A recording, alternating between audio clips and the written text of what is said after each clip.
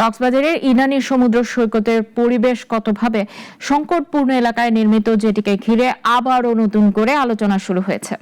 একসময় এই জেটি ভেঙে ফেলা ও এখান থেকে জাহাজ চলাচল বন্ধের দাবিতে আন্দোলনে নেমেছিলেন পরিবেশবাদীরা।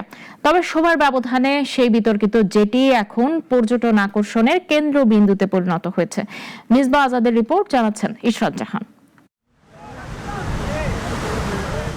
ইনানী সৈকতে নির্মিত এই জেটিটি মূলত সেন্ট মার্টিন দ্বীপে জাহাজ চলাচলের উদ্দেশ্যে তৈরি করা হয়েছিল। তবে সেন্ট মার্টিন রুটে জাহাজ চলাচল পুরোপুরি বন্ধ থাকায় কর্ণফুলী শিপ বিল্ডার্স জেটিটিকে সাধারণ পর্যটকদের জন্য উন্মুক্ত করেছে।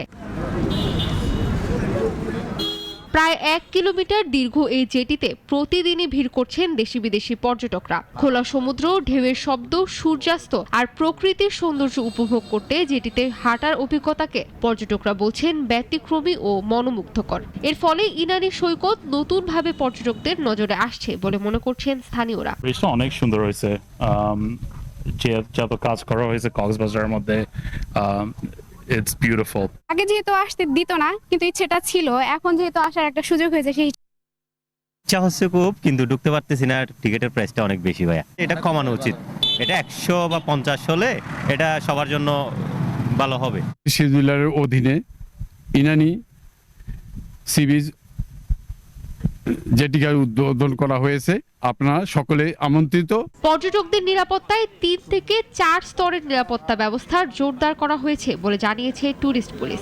এই আলোকে আমাদের কঠোর নিরাপত্তা ব্যবস্থা থাকবে এবং কোনো অবস্থাতেই আমরা নিরাপত্তার বিষয়ে কার্পণ্য করা হবে না। 3 থেকে 4 স্তর বিশিষ্ট আমাদের নিরাপত্তা থাকবে, যাতে কোনো দুষ্টামি না করতে পারে এবং পর্যটকদেরকে হয়রানি না করতে পারে। সেই জায়গা থেকে আমাদের কঠোর সিসিটিভি মনিটরেশন থাকবে, বাইনোকুলার মনিটরেশন থাকবে।